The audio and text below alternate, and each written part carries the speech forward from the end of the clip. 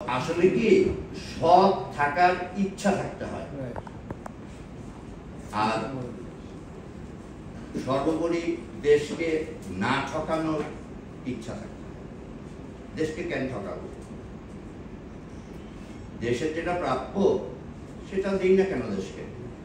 এখানে দেখানো হয়েছে শাকিব খানের রেমুনারেশন কত বাংলাদেশের পেমেন্ট হয়েছে, চঞ্চলের রেমুনারেশন বাংলাদেশের পেমেন্ট হয়েছে, বাদ বাকি টাকা ওখানে 2.5% হারে টাকা দিয়ে 3 শিফটে কাজ করে 60 লাখ টাকা বাংলাদেশ থেকে নিয়ে যেয়ে কাজ করা কি পসিবল? আমি জানি না। বাংলা চলচ্চিত্র তো আমিও বানাইছি 4টা 5টা, আমি তো বলতে পারি না সম্ভব কিনা। আপনারা ভালো বলতে পারবেন যারা মন্ত্রী আছে। যাই হোক, 5 স্টার হোটেলের ভাড়া হয়তো তাদের জন্য 1,500 রুপিতে চলে আসতে পারে, এটাও হইতে পারে, তাই না? তো আসলে এখন কোশ্চেন করার সময় আসছে।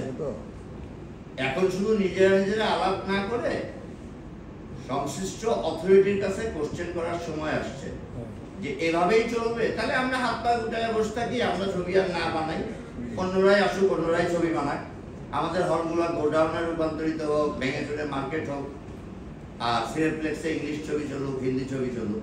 বাংলা চলচ্চিত্রের দরকার কি? দরকার নাই তো। এই যে জন্টু আঙ্কেল অপারেশন জ্যাকপটের মতো একটা বড় ছবির সাথে জড়িত আছে, উনি চালাইবে কই? ছবি শেষ হওয়ার পরে উনি জানে পয়সা হলে চালাইতে পারবে? ওনার তো যায় ওই যে রেবেকা ম্যাডামের পা ধরতে হবে, তখন কি হবে? এই কোশ্চেন তো আমরা কেউ করি না। ডিস্ট্রিবিউশন সিস্টেম নিয়ে আমরা কেউ কথা বলি না। সেন্ট্রাল ডিস্ট্রিবিউশন সিস্টেম আমরা কেন করি না? ই-টিকিটিং আমরা কেন করি না? খুব ইজি প্রসেস এগুলা। সারা বাংলাদেশের সমস্ত কোনায় নেট কাজ করে এখন। আপলিঙ্ক করে ডাউনলিঙ্ক দিয়ে কিন্তু এখন খুব ইজিলি হলগুলোতে চলে। আমার চেয়ে ভালো খবর ভাই জানে, ওই তাকায় আছে আমার দিকে। খবর ভাই খুব আমার চেয়ে ভালো জানে, কারণ তারা এই ব্যবসায়ী করে। তো আমরা কেন করি না? হলগুলোকে কেন আমরা রিনোভেট করি না? আমরা তো 18 সংগঠনের ব্যানারেই করতে পারি, খুব একটা ফান্ড লাগে না তো।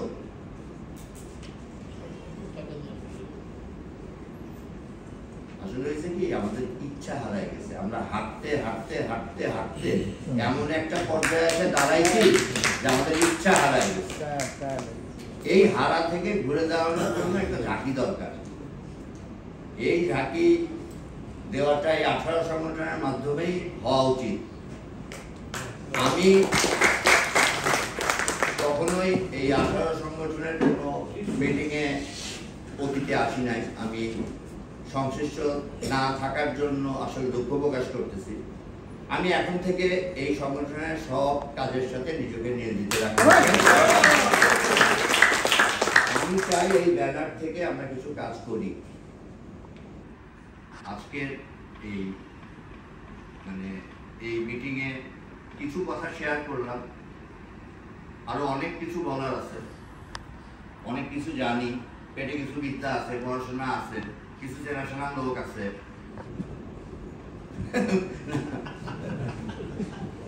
এখন প্রথম দরকার আমাদের প্রয়োজক সমিতিটা ঠিক করা। প্রয়োজক সমিতি ঠিক করে এই 18 সংগঠনটাকে রিফর্ম করা, এই দুটা কাজ খুব দরকার। এবং এফডিসি কে একটা যুগোপযোগী প্রতিষ্ঠান হিসাবে তৈরি করা দরকার। সেদিন একটা টকশোতে খসরু ভাই ছিলেন, ইকবাল ছিল, এফডিসির এমডি ম্যাডাম লাস্টে আমাকে উত্তরিয়া দিতে পারলেন না, উনি কি বলবে আর না বলবে সেই অবস্থায় চলে গেল। কেন এই অবস্থা হবে? উনি কি লুটপাট করার জন্য বসছে? আমাদের টাকা, আমরা ট্যাক্স দিই, সেই টাকা দিয়ে এফডিসি চলে।